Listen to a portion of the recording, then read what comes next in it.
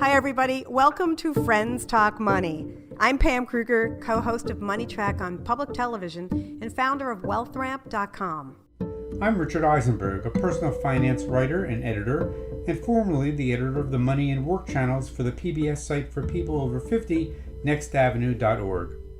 And I'm Terry Savage, nationally syndicated personal finance columnist and the author of The Savage Truth on Money. We're three friends who like to talk money and all the issues that come with it.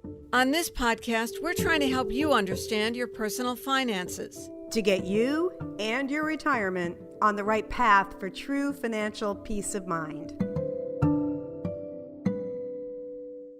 Hi, everybody. We have a special guest today. You'll meet in a minute. You'll see him here. But today we're going to talk about a pretty rough financial topic. It's about what happens when you lose your job and you're unemployed for more than 6 months and you're older. Economists have a name for people in this category. They call them long-term unemployed.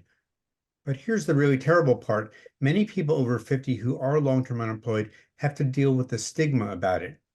And they feel the stigma not just from employers and recruiters, who you might expect, but even from their own spouses and their friends sometimes. That's what sociology professor Ofer Sharon found in the research he did for his really excellent new book about all this. It's called The Stigma Trap. I recently talked with him about it for an article that I wrote on Market Watch.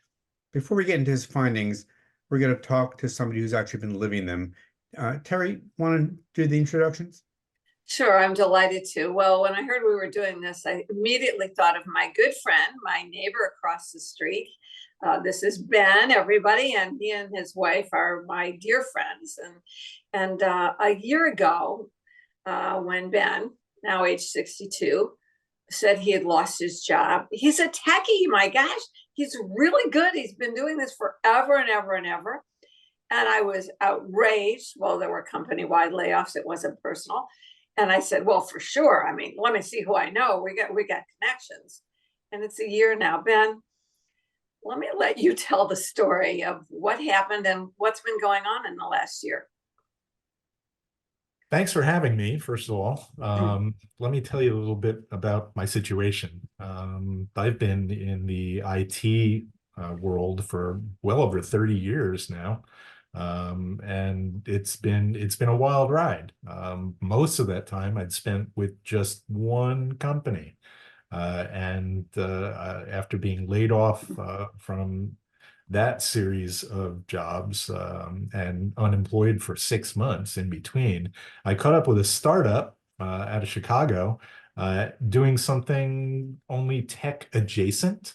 But primarily marketing and sales related. And part of that was to broaden my knowledge and my abilities and my marketability as an employee, right? Sadly for me, after 5 years working that job, I was laid off in a fairly large layoff. Over 20% of the workforce from that company was laid off. It's unfortunate. It was a large mix of people, so there was not any thoughts of this being age-related or anything like that. And this is not an unusual occurrence for startup companies, right, that are still primarily funded by OPM, right? So Money. yeah. So I've been since that time looking for work. At the beginning, I hit the pavement hard. Made sure to network with my small network of people.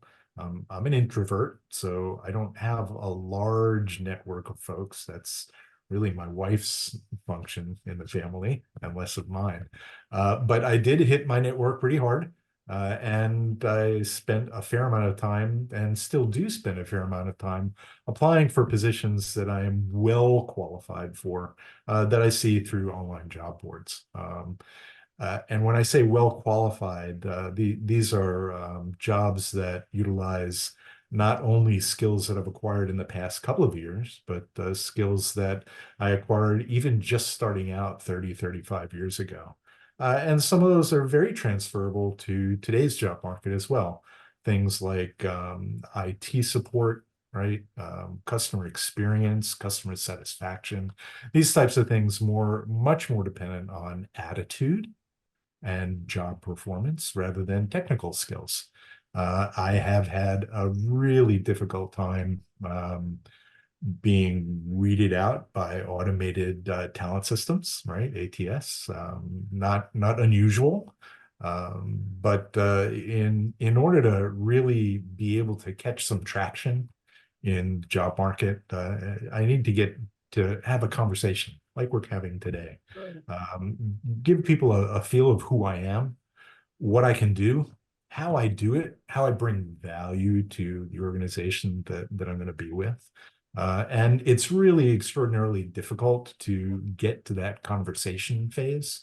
Part of it is people look at my resume, they see 25 years of IT experience. And that's cut down considerably from the 35 that I have, right? And people will talk about changing your resume format, right? Making a more skill-based thing than position-based. Lots of those things are weeded out by your automated systems. So there's a lot of challenges. I've tried to reach out to people. There's folks that see this, right? Richard, you're Like your in the gray club. hair. I think you distinguish. I don't see the problem there. I don't see the problem.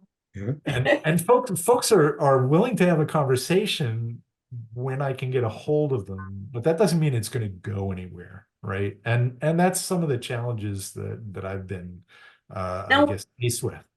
Ben, you've actually been, it's not that they didn't like you, you're actually doing some contract or gig work or whatever you call it for that company that laid you off. Yeah, actually, they've had a fair amount of work over the past 6 or 8 months, so I've been able to do some hourly work for them through another company, and they've been very happy with the work product. So this was absolutely not a personal thing. My last layoff, it was business conditions. So, but you get no benefit. You cost them less because they don't pay your benefits. You're not contributing to a 401k or anything like that. I've got you over Exactly. here. Ben, can I ask you a question that's more personal? Sure. Okay. You're not old, right? You said you're 62. Yeah. You're not old by a long shot. How are you feeling about like what's happening with you every single time you get there's a gatekeeper there and it's not even a human and it's like you're not even able to have the conversations that need to be had. How are you doing at persevering through this? Are you thinking about pivoting or, do you have, I mean, it's tough to, have, that kind of situation where it's a rejection before they even meet you, rejection because they haven't even met you. And it almost feels like the algorithm is against you, It's not, I'll be honest, it's not easy.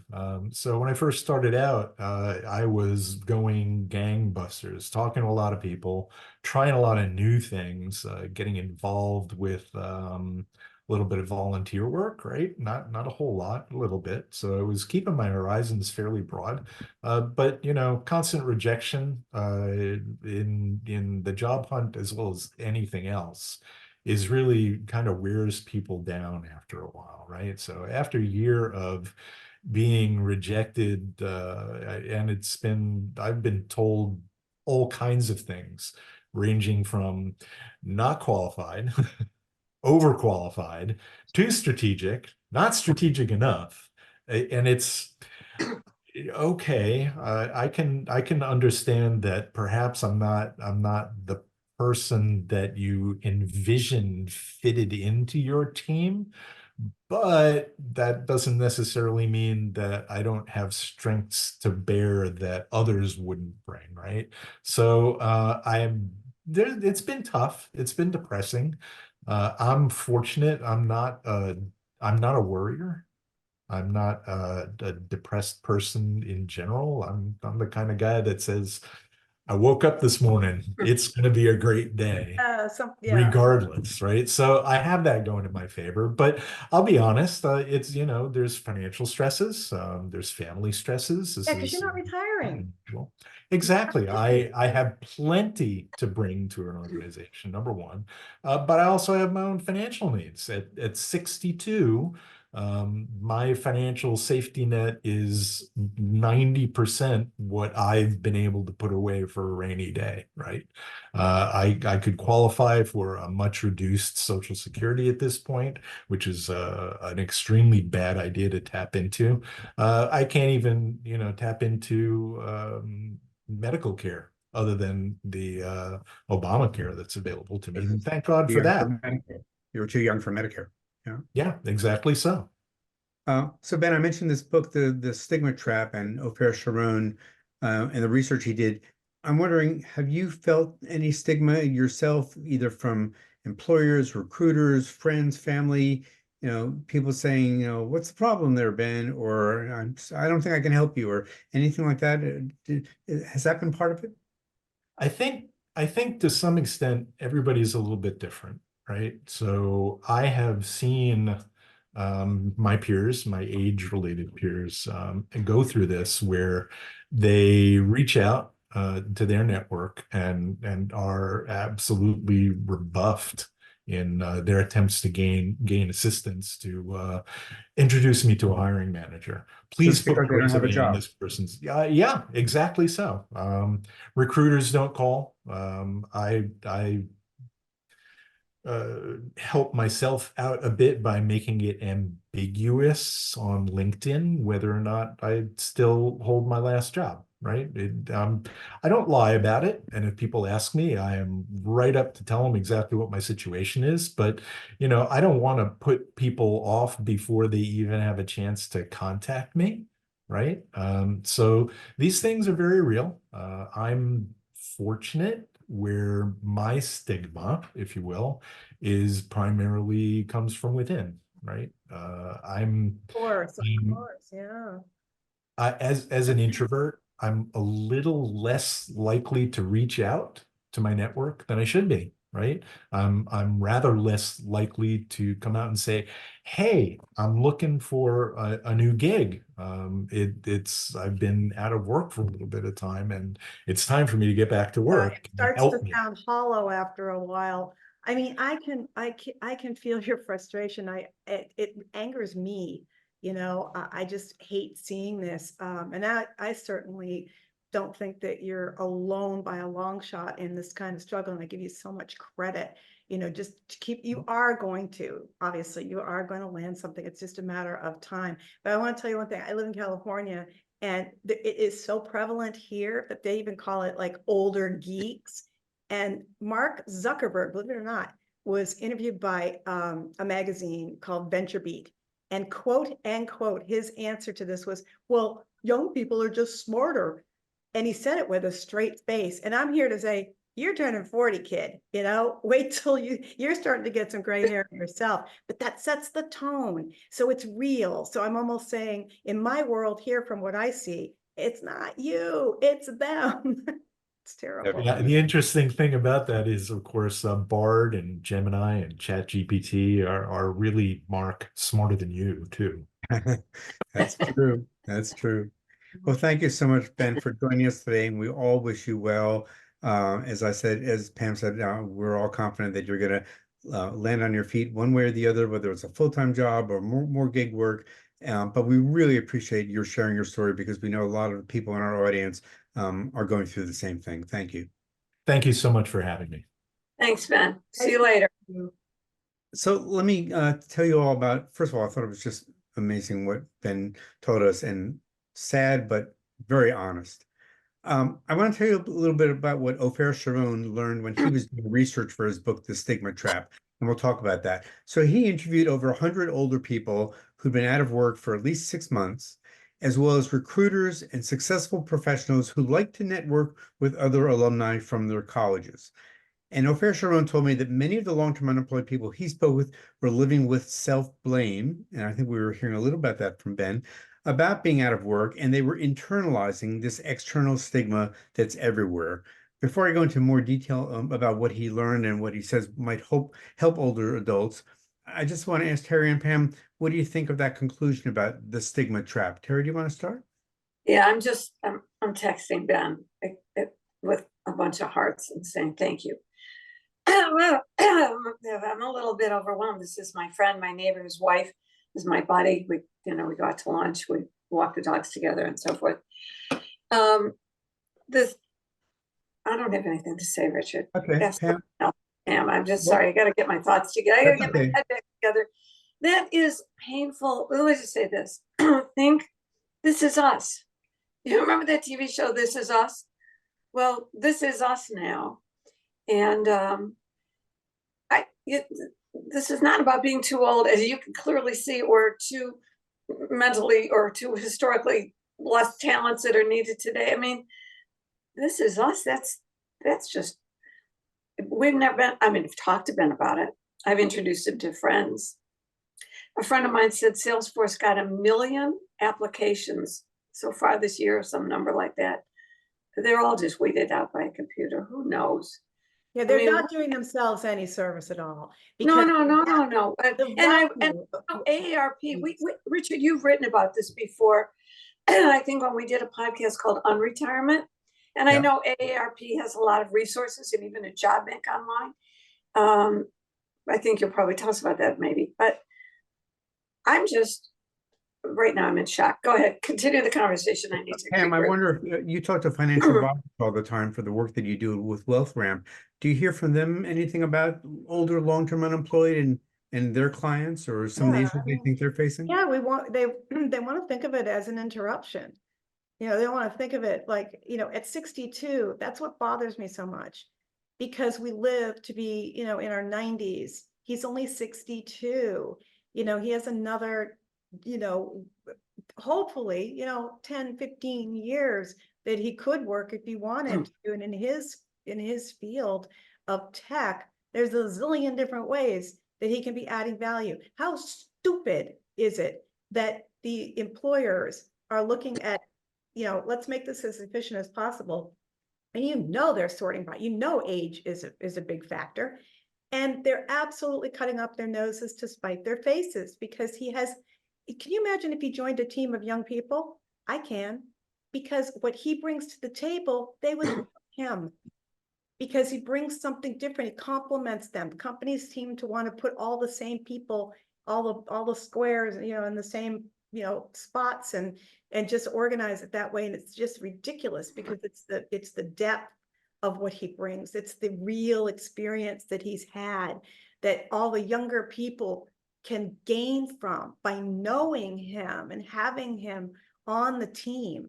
And it's ridiculous. And I don't understand why employers who are looking to, talk about leadership that's looking to diversify and looking to, add value to everything they do, especially the customer experience. Who better than Ben to bring that right down to the end user, to the customer? It's just a shame. And I hope, and I have confidence, I really do, I have faith that he is going to land a good position. Yeah, employers rarely include age when they talk about DEI. The numbers are just terrible about that. I'll tell you a little bit more about what I learned from Ofer Sharon's book and the research he did. So he learned that recruiters and hiring managers often will not interview or hire older people who've been out of work for a while. They just won't. That's not true for all of them, but for many of them. And often they won't even interview older people who currently have contract or gig work like Ben does and want to get full-time jobs, because they said to Sharon that these HR people said they believe the contract workers really prefer to work that way. Now, some of them do, but not all of them do. And there were a few parts of the book that really surprised me. He heard over and over that spouses and friends of older unemployed people often made them feel bad that they couldn't find a new job. He said he heard this especially from the older unemployed men he talked to. He said many of the married men reported tension in their marriage over the spouse being disappointed in their lack of being a breadwinner, and that the men internalized this and they felt like failures. And I wonder, If either of you have any thoughts about what's going on there, that kind of stigma? I just didn't think that spouses and friends would be doing this. Yeah, I'm going to tell you that, I said Ben's wife is my friend. And there have been a couple of times when she's called me and said, want to go out with the dogs? I need a hug. It is, I mean, she's actively employed. They're not going to lose their house. But it's got to be a very depressing thing for the spouse to try and be cheerful. And I wouldn't see it just from Ben. I've never seen this, but it's got to be a bit humiliating internally to be so rejected. I just adore Ben because he's, you can see him at 6 o'clock in the morning with the dogs. He's always got that same big smile. I think it's got to be a very big stress thing with family and with adult children, for example, who are forced to suddenly rethink the role of their parent, and for the parent to rethink his or her role with the adult child. Because, by the way, it's not just men. This is women too, who've had great careers and great jobs, who were always ranked as high performers, but for one reason or another find themselves in this position. Richard, go on. I want to hear more about the book, and then I want us to think about all of you too watching. Is there a way we can get active around this kind of thing? Yeah, Why isn't DEI staying paid? That one other thing that Sharon points out in the book is that the stigma of being one of the long-term unemployed like Ben tends to completely erase all of the past achievements, all of his past educational and credentials and all of that. And it just reduces it down, and it just almost like erases it. So like you were never that person before. Right. You're starting over from scratch. And I think that's one reason why even family it creates doubt, because it takes away everything you've already done, because it's the market is not validating you. You, my husband, let's say, are not getting validation from the very people you ought to be getting validation from, because they should recognize even more than any one of us in your life, all the things that you have done. Boom, that's like gone. So now there's just this like vacuum of, I'm going to start over. I'm going to be looking for a new role. So, I mean, for Ben, it takes really strong personal will, a real strong sense of self, and remember what you've done in the past, and exceptional perseverance to simply be able to deflect all of that kind of rejection and then just get up every morning and keep at it. Yeah, we live in a society where our identity is often thought to be who we are today. What are we doing today? What's your job? And so if you don't have a job, your identity to many people in the outside world is unemployed person. Not at all what you did those 30 years before that, as you were saying, Pam, but that's who you are today. And one of the most unbelievable and sad things that I saw in Ofer Sharon's book, and what he told me about when I interviewed him, was what he heard when he was interviewing successful professionals who had graduated from MIT's Sloan School of Management. They're called Sloanies, and they're very often very eager to network with other Sloanies and help them get new jobs, except when those fellow Sloanies have been unemployed for a while. Then it's very different. Professor Sharon said when he asked them, imagine the Sloanie who contacts you has been looking for a job for a year. Does that change anything? And then he'd hear pauses. And then he'd get comments like, well, it's kind of a red flag. I would need to understand why have they been unemployed at a time when we have low unemployment? And then they would say their instinct was that they would not help these Sloanies. And I asked Ofer Sharon why, and he said it's because these Sloanies, the successful ones, fear that what happened to the unemployed people could happen to them one day, and that terrified them. Pam, Terry, any thoughts about that? You know what that reminds me of? Couples get divorced, and all of a sudden they aren't going to invite either one of the couple to be with them because they're afraid their own marriage that could happen to them. They don't want to. They don't want to see it. They don't want to believe it could happen to them. Yeah, I think that's right. Persona non grata. Okay, MIT is one thing, and the Sloanies who obviously wear it like a badge. that they're in this position, this role that they're in. Now take somebody that I knew from high school, who was a, mid to level senior executive at a smaller insurance company. He's been there. This is someone who went to work every day and said, I'm going to work. He loved it. He loved everybody. He's on the team. They golf together. Well, they gave him a cold hard boot, literally a couple of weeks before he was supposed to retire his retirement date. He's stunned. He's in shock. Okay, now he's 63, so he's not older, and he is now being considered by everybody around as chronically unemployed, like he's different, like a different guy because of it, because he really did wrap his life around his buddies at work. And his wife is actually getting to the point where she's kind of tired of hearing that his efforts are going, because he was talking to me about it.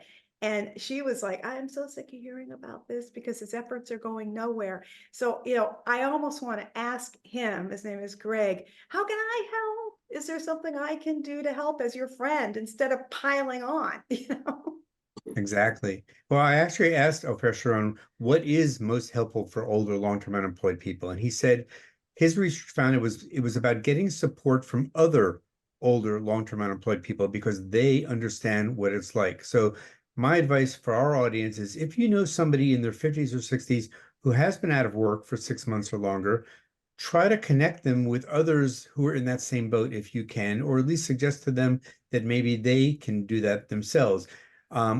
If you're long-term unemployed yourself, look for peer-to-peer support. That proves to be the most helpful thing.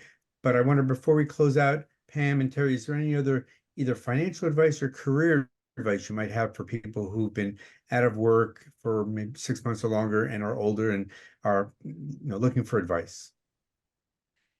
I'll say this, clearly my advice hasn't helped. I mean, I've been working on it.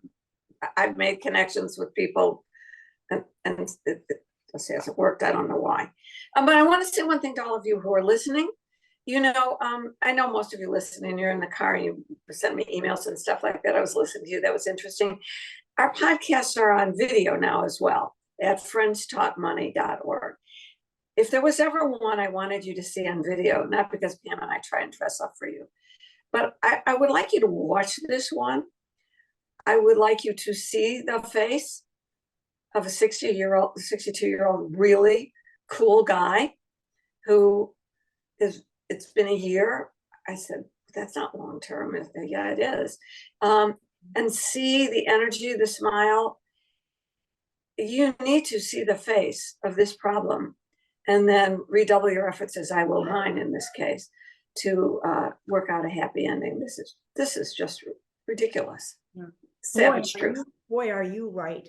You're right. You take one look at Ben and you just want to get on the bandwagon and say, oh my God, look at you. You are viable. You've got the sparkle in your eye. Oh, warm, obviously competent, qualified, and it is, yeah, I agree. Richard, Terry, on the financial side, I do have a couple of tips. What's interesting is that if you go look in, read Wall Street Journal or Market Watch, or whatever you generally read, it's funny. The ironic tip is tips for the long-term unemployed or anybody over 50 who, is long-term unemployed. Number one tip, delay retirement.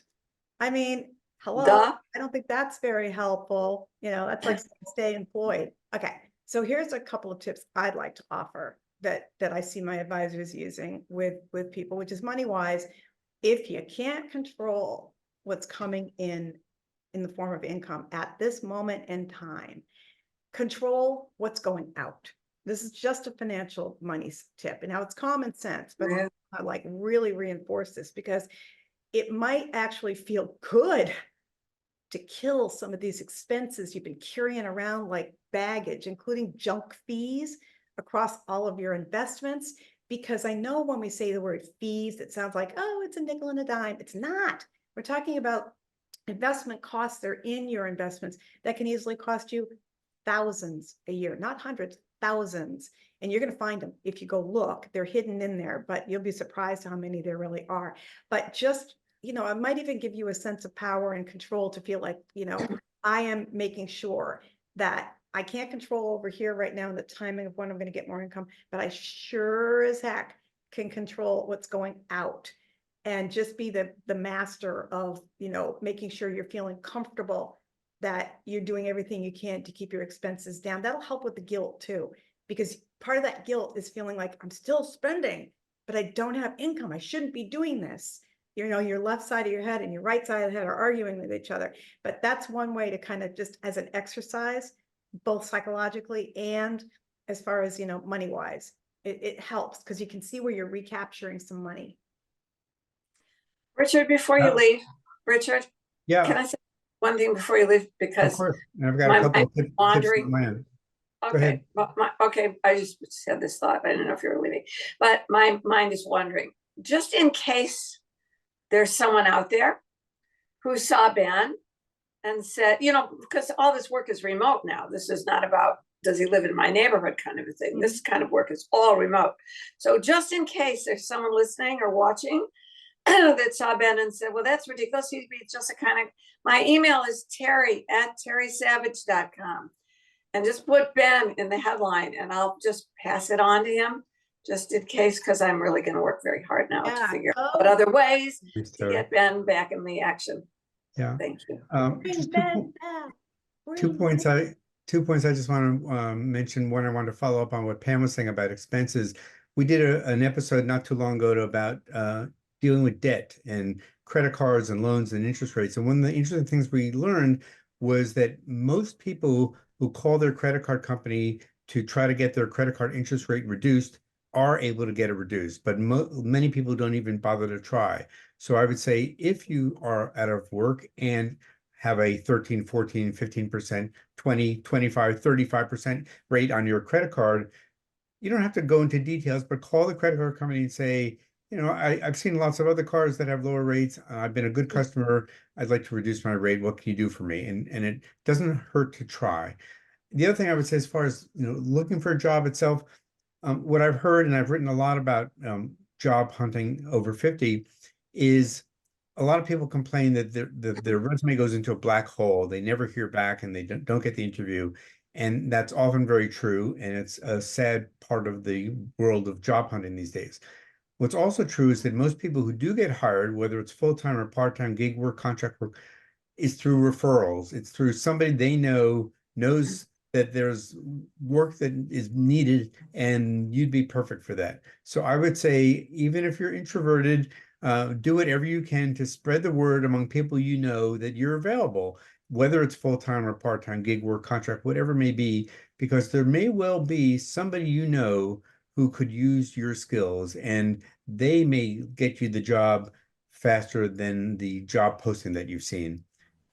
That's all. I would just encourage people to read The Stigma Trap because it's such a terrific but sad book. And I'm so glad everybody joined us today for this really important topic. Thanks again. Bye. Bye. Bye. Friends Talk Money is funded in part by a grant from the Investor Protection Trust. The IPT is a nonprofit organization devoted to investor education. Since 1993, the IPT has worked with the states to provide the independent, objective investor education needed by all Americans to make informed investment decisions. Visit investorprotection.org. We also receive support from the North American Securities Administrators Association, known as NASA. It's the oldest international investor protection organization. NASA's members include state and provincial securities regulators from the U.S., Canada, and Mexico who serve on the front lines of investor protection. Recognizing that education and awareness are powerful tools in the fight against investment fraud, NASA is pleased to sponsor Friends Talk Money. Here are 3 important tips to help you protect your money from fraud. With investing, there are always risks, so be cautious of anybody telling you that a certain investment is guaranteed. You should also proceed with caution if somebody is promising very large investment returns. This is a common red flag for investment fraud. Last and most importantly, be sure you're working with a licensed or registered financial professional. You can check your advisor and make sure they're licensed by visiting brokercheck.finra.org. NASA is your partner in keeping you safe and helping you avoid investment frauds. Visit nasa.org and click on the Investor Education tab to learn more.